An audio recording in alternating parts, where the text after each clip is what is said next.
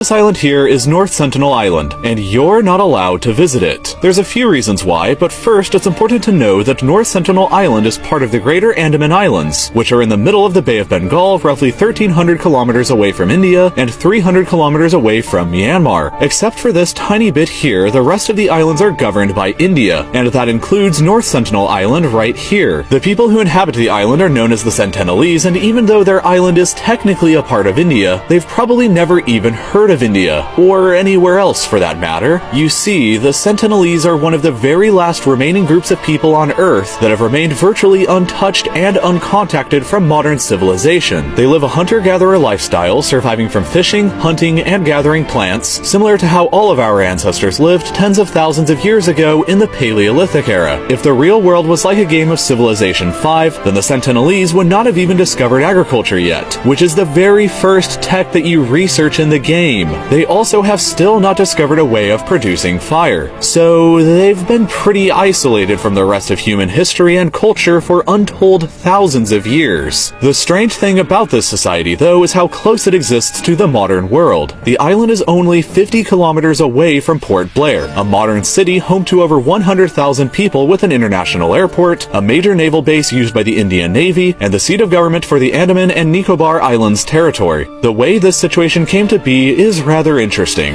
The first known contact between the Sentinelese and the outside world wasn't until the year 1867. In that year, an Indian merchant ship crashed on a reef near the island. The crew escaped to the beach and were attacked by the locals, who were seeing the first other humans in their entire civilization's history. They survived when another passing ship rescued them, and periodic contacts were made by the British until 1887. From then on, nobody from the outside world managed to make contact with them again until in 1970, when the Indian government sent a group of anthropologists who spotted them on the beach. Tragedy struck in 1974, when a National Geographic team went to the island to shoot a documentary and got attacked by volleys of arrows as their boat got too near the beach. The director was struck by an arrow in his thigh, and the crew retreated afterwards. In 1981, a ship wrecked itself on the north side of the island, which can still be seen there today on Google Maps. They radioed for urgent help after they spotted the Sentinelese building boats on the beach armed with javelins and arrows, but help didn't come for 2 weeks. Eventually, they were all rescued by helicopter, and the first actual peaceful contact between them and the outside world finally occurred in 1991 with a group of Indian anthropologists. But the Indian government decided to stop any further expeditions to the island in 1997 out of fear of introducing diseases that the Sentinelese would have no immunities against, like what happened in a few other places around the world previously to this.